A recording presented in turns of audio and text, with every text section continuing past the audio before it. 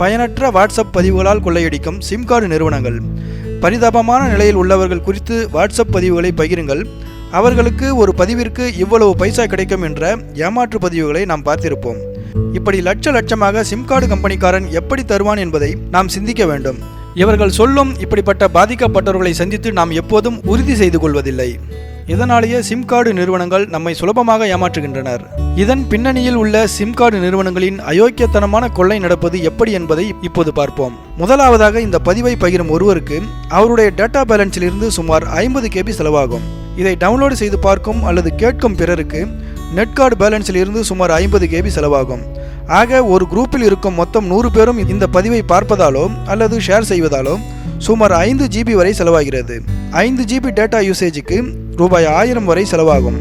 இந்த 1000 ரூபாயில் 20% அதாவது 200 ரூபாய் இந்திய அரசாங்கத்திற்கு வரியாகவும், நெட் கார்டு விற்கும் கடைக்காரனுக்கு 5% கமிஷன் போக மீதம் உள்ள 750 ரூபாய் சிம் கார்டு கம்பெனிக்கு தான் போகும். இப்படித்தான் ஆக்சிடென்ட்டில் கண்ணு போச்சு, காலு போச்சு, காது போச்சு, குழந்தைகளுக்கு இருதயத்தில் ஓட்டை விழுந்துருச்சு, குழந்தை வயிற்றில் கத்தி போயிருச்சு.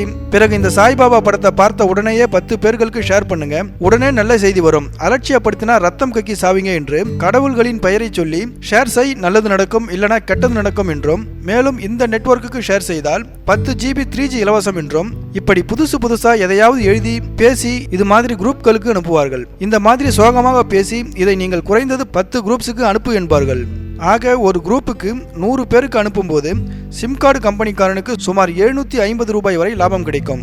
இப்படி பல ஆயிரம் பேர்கள் இப்படிப்பட்ட உதவாக்கரை மெசேஜ்களை ஷேர் செய்வதால் பல கோடி ரூபாய்கள் சிம் கார்டு முதலாளிகளுக்கு கொட்டுகிறது.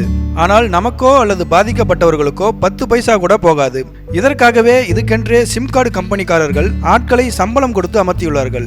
இதில் வருத்தப்பட வேண்டிய விஷயம் என்னவென்றால், கடைசியில் உண்மை செய்தி எது, பொய் செய்தி எது என்று பிடிபடாமல் போய் அனைத்தையும் மக்கள் அலட்சியப்படுத்தி விடுவதுதான்.